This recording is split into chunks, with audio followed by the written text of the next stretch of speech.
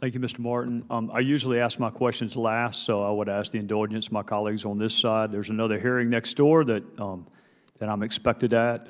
Professor Doliak, I received a phone call over the weekend from Cory Booker, who is very interested in this bill. He took a little different approach than one of your former panelists or one of your current panelists in critiquing your research, but I think the underlying questions are the same. So why don't you take a minute and explain to us why you think what is being proposed has the opposite impact?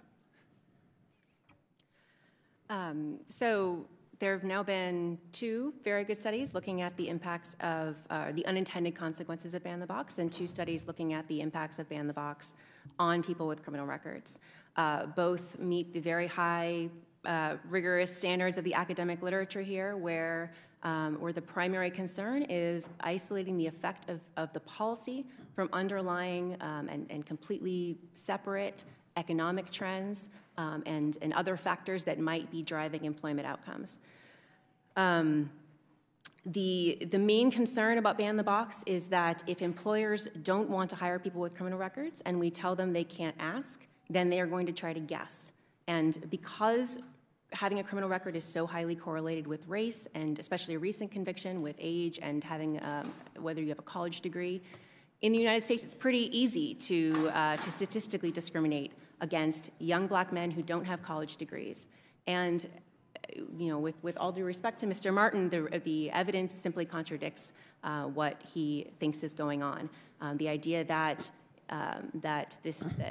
our research is simply revealing that racial discrimination is a problem. Of course racial discrimination is a problem, but before ban the box, more young black men were getting jobs than were after ban the box. This seems to have reduced employment for this group and not helped them. All right, well, I'm in a very unusual spot among members of Congress, which is I'm open-minded. I haven't made up my mind. I have watched men leave state and federal prison and desperately try to get a job, and the only job they could get in my hometown was washing other people's cars. And thank God for William Hunt and other people who took a chance on these guys that had already paid their debts to society. I'm not talking about people convicted of violent offenses. I'm not talking about people being convicted of crimes against children.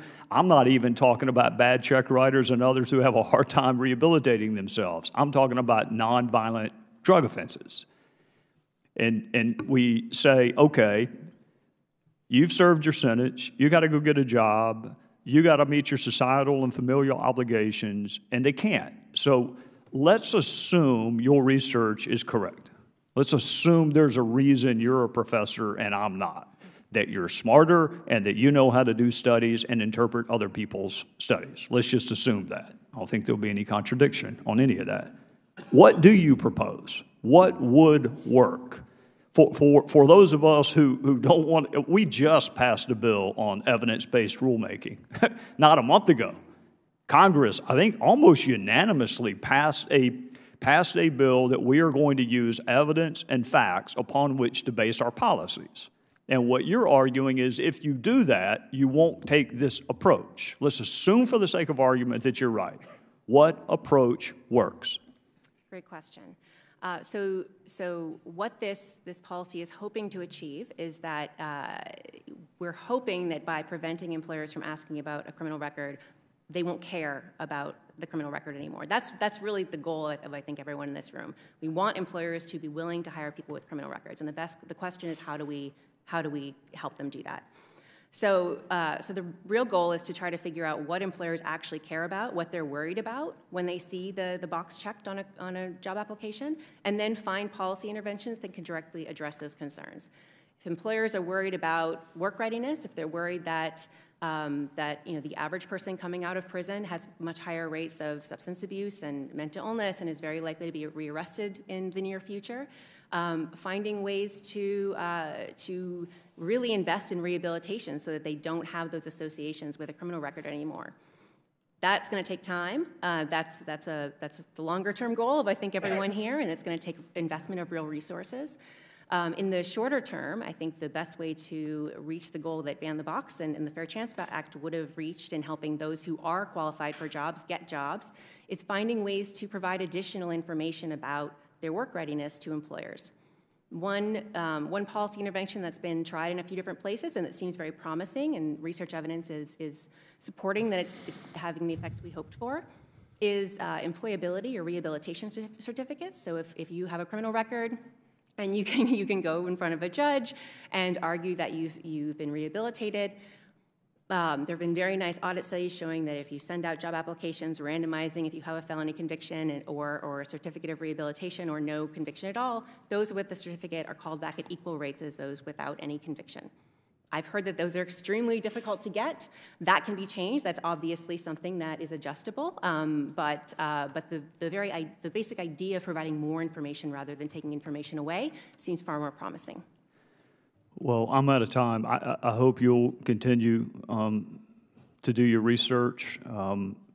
Most of us live in a world of anecdote. We don't have the luxury of doing studies. I can tell you in my own life, including with one of your panelists, the very first time I met Inspector Horowitz, he told me something that I otherwise never would have known. Never would have known. It wasn't an important thing. But the fact that he was willing to tell me something that I really wasn't entitled to know, he went up 10 stages in my mind. Just because he was willing to tell me something, it actually had the opposite. It made me trust him, like him, want him to get the job even more. Has there been any research into that, into people who say, you know what, you're going to find this out at some point. Let me be the one to tell you. Because I can imagine employers, even if it is the law, human nature being what it is, may wonder at the end, why didn't you tell me this up front? Is there any, and I know you're not a psychologist, but is there any research into how the listener hears information volunteered from the very person that it could hurt, being the one who volunteers it?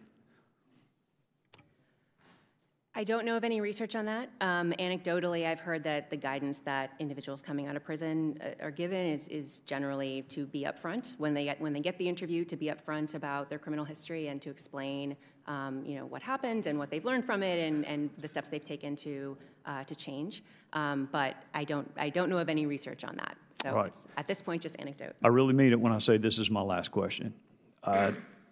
Negligent hiring is a civil cause of action in some states. So for employers who don't want to wait on the government, who want to do it themselves, what protections are afforded them when plaintiffs' attorneys, as they do from time to time, find even an isolated incident where an employer didn't ask and something bad happened and they are confronted with a negligent hiring case? So how do we protect those employers that want to do what Mr. Martin and Ms. Roseberry are advocating for, whether without us doing it, they want to do it? How do you protect them from civil causes of action?